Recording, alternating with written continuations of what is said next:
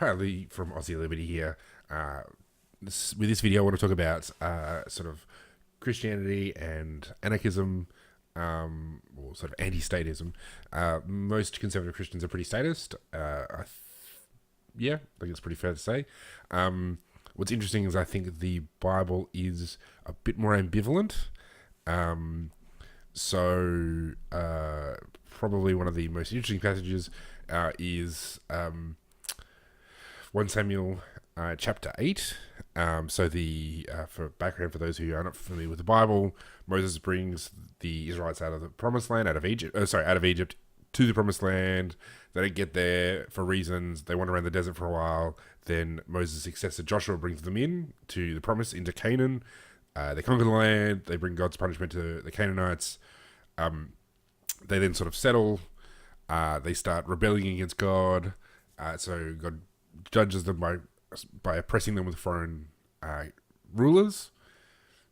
Then God would, when they sort of started to cry out for God's help, he would set a judge. They'd do the right thing. They'd worship him properly while the judge was alive. The judge would kick everybody's butts, kick all the foreign oppressors. And then when the judge died, they'd go back to their rebellion. And we sort of had this cycle. So we get to 1 Samuel, Samuel is a prophet. He's the last judge. The Israelites come to him in this passage and they say, we want a king like everybody else, like every other nation.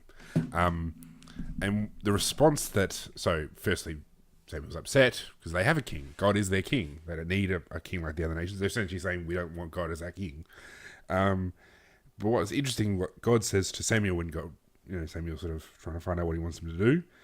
And this is what God says in verses 7 onwards. He says, "Listen to all the people are saying to you. It is not you they have rejected, but they have rejected me as their king, as they have done from the day I brought them out of Egypt until this day, forsaking me and serving other gods as they are doing to you. Now listen to them, but warn them solemnly," and this is where it gets really interesting. "Warn them solemnly and let them know what the king who will reign over them will claim as his rights." So this is what the king is going to do to you when you have him. Samuel told all the words of the Lord to the people who are asking him for a king. He said, "This is what the king who will reign over you will claim as his rights. He will take your sons and make them serve with his chariots and his horses, and they will run in front of his chariots. Some he will assign to be commanders of thousands and commanders of 50s, and others to plough his ground and reap his harvest, and still others to make weapons of war and equipment for his chariots. He will take your daughters to be perfumers and cooks and bakers. He will make you the best of your. He will take the best of your fields and vineyards and olive groves and give them to his attendants. He will take a tenth of your grain and your vintage and give it to his officials and attendants. Your male and female servants and the best of your cattle and donkeys he will take for his own use. He will take a tenth of your flocks, and you yourselves will become his slaves. When that day comes, you will cry out for relief from the king you have chosen, but the Lord will not answer you in that day." Okay. Lots of interesting stuff in there, which sounds completely relevant to every single king we've ever seen in the history of the world. So, we got a few things. So, essentially, servitude, serfdom is essentially what he's saying. You will be serfs. You will be forced to serve. He will dragoon your children to be, to provide goods and services for him.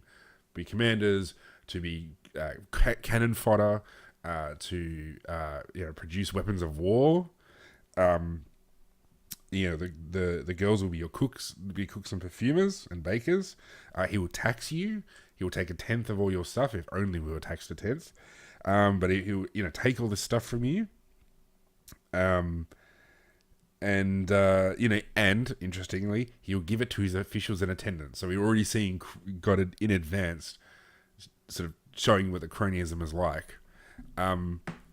Which, if you were to say, God is in favor of government, which I think a lot of Christians would agree with that statement. You look at that passage, you say, okay, well, I don't know, maybe he doesn't. I think that's actually a pretty sharp analysis of the way things actually are. And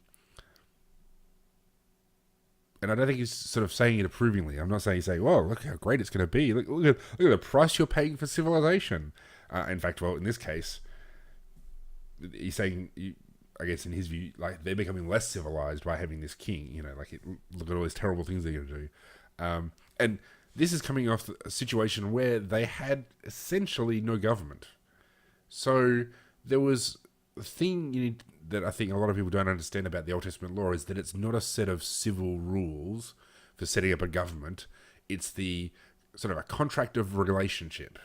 So I think God repeatedly makes it clear when he's giving the law, he's saying, I'm bringing you out of Egypt. I'm making you my people. This is how you live in the land that I am giving you. I'm establishing a relationship.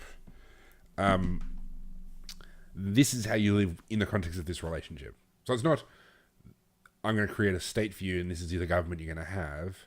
It's, how do you live in relationship with a holy God who hates sin and can't tolerate it? And this is how you make yourself distinctive in the world if you have this relationship with God. So really, in a sense, there was actually sort of anarchism in the Old Testament. Like there was no state. There was relationship with God. He sort of ruled over them. But it's not a theocracy. Like it wasn't that the priests ruled in God's stead. It's actually God directly ruled. Well, at least theocracy as we think of it. Theocracy we think of is priesthood rules in God's place. That's not what we have here. What we actually have is God directly ruling over his people. The priesthood were mediators between the people and God, but that was only to maintain the relationship in a sense. So, when people did things that was contrary to this relationship, you needed a sacrifice to atone for the sin of what you've done, for the way you've rejected God in your life. So, but they don't. I don't think they have, in my reading of the Old Testament, they don't have a special authority. They don't. They might. I presume there was teaching. Certainly, by the time of Jesus, there's teaching in the synagogues and in the temple, but that's not quite the same as ruling. And the high priest was not a king by default. The high priest just had a special job in the Day of Atonement. It's very, very different. Actually, I think that is kind of basically anarchism. And essentially, what in the bringing of the king, they're rejecting direct rule of God for a state that does what every state has ever done in history, which is enslave the people, steal their stuff, and give it to their friends. And so I think before Christians want to jump to say, oh, Romans 13, therefore, God loves government. Well, no, and I think there's other passages as well that talk about this. But I think those two things, for me, is quite an interesting and compelling way to think about government and Christianity and what God sort of wants for people. All right, well, thanks for joining me. Remember, you can subscribe to my YouTube channel. And I'm on Facebook and Twitter. Facebook.com is twitter.com/AussieLiberty. So thanks for joining me, everybody.